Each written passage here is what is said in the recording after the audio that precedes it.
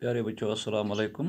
तारीख आज 2 जून 2021 है। क्लास हमारा 9th, मज़मून उर्दू है और मौजू हमारा जो है वो है कृष्णचंद्र का लिखा हुआ नावल जिसका नाम है मैं एक शहर था पुनिच। तो इसका पहला सवाल जो था वो पहला सवाल जो था नावल के बारे में था, नावल किसे कहते हैं। और दूसरा सवाल जो था वो था कृष्णचंद्र की हालात ज़िंदगी और नावल निगारी पर नोट लिखना। तो वो दो सवाल जो हैं, तो दोनों सवाल हमने पहले वाले क्लास में किए हैं। तो आज चूँकि हमारा इसका फिर तीसरा सवाल आता है, तो इसका तीसरा सवाल है मैं एक शहर था पुनिश का खुलासा लिखिए। जो पूरा ये नावल जो है मैं एक शहर था पुनिश, तो इसका पूरा खुलासा हमें अपने लफ्ज़ों में लिखना है। तो इसका पूरा मतलब लिखना है हमें। तो इसका जवाब है मिट्टी का सनम कृष्णचंद्र का एक सिलसिलावार किस्सा है। तो कृष्णचंद्र जो थे नावल निगार, तो उसने एक सिलसिलावार किस्सा लिखा है जिसका नाम है मिट्टी का सनम। तो जिसमें मैं एक शहर था पुनिश भी शामिल है। तो उसी नावल में एक मिट्टी का सनम जो उसने लिखा है, तो उसी में शहर पुनिश का जो था उसको भी शामिल किया है, उसके बारे में भी लिखा है। इस ज़ेर-ए-नवा नावल के एक हिस्से में कृष्णचंद्र पुनिश शहर का मुकाबला मुंबई और दुनिया के दूसरे मुल्कों से इस तरह करते हैं कि और इलाकों के मध्य मुकाबले में पुनिश ही एक शहर नज़र आता है। क्योंकि कृष्णचंद्र जो है इसने दुनिया के बेशुमार शहर जो है, खूबसूरत शहर जो है, बहुत मशहूर शहर जो है, तो पुनिश शहर का मुकाबला भी उसी तरह उनके साथ किया है। उनको मुंबई और दुनिया के दूसरे मुल्कों के शहर जो है उनके साथ तशबीह दी है। कृष्णचंद्र पुनिश के बारे में लिखते हैं। तो क्या लिखते हैं वो पुनिश के बारे में कि पुनिश शहर पहाड़ी रास्तों को पार करने के बाद नज़र आता है। तो जब हम पहाड़ी रास्ते जब हम उनको पार करते हैं तो उसके बाद पुनिश जो है नज़र आता है। पुनिश दो मशहूर दरियाओं दरियाई बेताड़ और दरियाई पुनिश के मिलन की जगह पर आबाद है। तो पुनिश में जो दो मशहूर दरिया है, एक का नाम है दरियाई ताड़ और दूसरे दरिया का नाम है दरियाई पुनिश। तो ये दो दरिया जहाँ पे मिलते हैं, जहाँ पे इनका मिलन होता है, उसी जगह पे पुनिश जो है आबाद है, पुनिश बसा हुआ है। पुनिश शहर असल में राजा पन्नस ने बसाया। तो असल में एक राजा हो गया बादशाह, एक बादशाह था जिसका नाम था पन्नस, राजा पन्नस। तो उसी ने ये इसको बसाया है।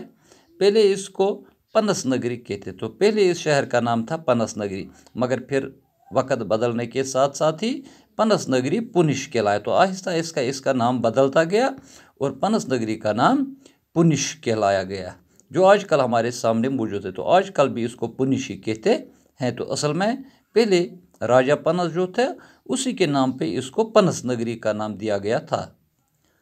कृष्णचंद्र पुनिश के बारे में बेहद जानकारी और वाकफियत रखते हैं। कृष्णचंद्र जो थे वो पुनिश के बारे में बेहद जानकारी रखते हैं, बहुत वाकिफ़ है पुनिश के बारे में।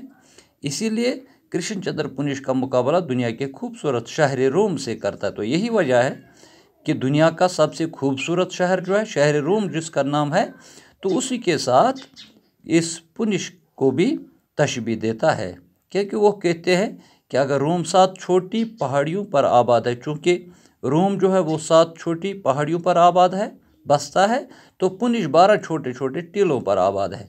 तो पुनिश जो है वहाँ लगभग 12 छोटे छोटे टीले हैं और उन्हीं पे पुनिश भी आबाद है। तो यही वजह था कि कृष्णचंद्र जो थे वो शहरी रोम और पुनिश को आपस में मुकाबला करता है, यानी पुनिश को शहरी रोम से तशबीह देता है।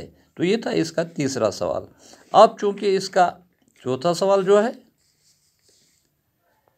इसका चौथा सवाल है कृष्णचंद्र ने पुनिश को रोम के साथ तशबीह दी, वजाहत कीजिए। तो हमें ये लिखना है कि कृष्णचंद्र जो थे नावल निगार, उसने पुनिश को रोम के साथ तशबीह दी है। तो हमें इसकी वजाहत करनी, यानी क्यों उसको रोम के साथ तशबीह दी गई है, क्या वजह थी। तो इसका जवाब है कृष्णचंद्र ने अपने शहर पुनिश को इसलिए दुनिया के खूबसूरत शहर रोम से मिला दिया है। कृष्णचंद्र जो थे नावल निगार, उसने शहर पुनिश को दुनिया के खूबसूरत शहर रोम से इसलिए मिलाया है, इसलिए तशबीह दी है क्योंकि जहाँ शहर रोम अलग अलग 7 पहाड़ी हिस्सों में आबाद है, शहर रोम जो है वो 7 पहाड़ी हिस्सों पर आबाद है। वहाँ इलाके पुनिश का पूरा शहर 7 अलग अलग हिस्सों में बटा है। तो शहर जो है पुनिश का शहर जो है ये भी 7 अलग अलग हिस्सों में बटा हुआ है। तो यही एक तशबीह देने की बात है, क्योंकि शहर रोम जो है 7 पहाड़ी हिस्सों में आबाद है और शहर ये जो है पुनिश इलाका जो है ये भी 7 अलग अलग हिस्सों में बटा हुआ है। तो यही वजह थी कि कृष्णचंद्र ने पुनिश को शहर रोम के साथ तशबीह दिया है। तो इसके बाद 5वां सवाल इसका है, कृष्णचंद्र अपने वालिद के साथ शाही महल में क्यों गए और वहाँ क्या वाक़ा पेश आया। तो कृष्णचंद्र जो थे वो शाही महल में क्यों गए, बादशाह के पास क्यों गए और वहाँ क्या वाक़ा पेश आया। क्योंकि कृष्णचंद्र का बाप एक डॉक्टर था। कृष्णचंद्र का बाप जो था वो एक डॉक्टर था। तो एक दिन पुनिश का राजा हो गया, बादशाह बीमार पड़ गया। तो एक दिन पुनिश का बादशाह जो था वो बीमार पड़ गया। तो कृष्णचंद्र का बाप उसका इलाज करने महल खाने गया। तो कृष्णचंद्र का बाप जो था तो वो महल खाने गया उसका इलाज करने, क्योंकि वो एक डॉक्टर थे। तो यही वजह थी कि कृष्णचंद्र का बाप जो था एक दिन कृष्णचंद्र भी शाही महल में कैसे गए, क्यों गए। तो चूँकि उसका बाप जो था वो डॉक्टर था, तो जब बादशाह बीमार हो गया और उसी का इलाज करने के लिए कृष्णचंद्र का बाप गया, तो कृष्णचंद्र का बाप इसका इलाज करने महल खाने गए, तो कृष्णचंद्र भी इसके साथ चले गए। कृष्णचंद्र जी भी अपने बाप के साथ शाही महल में गए।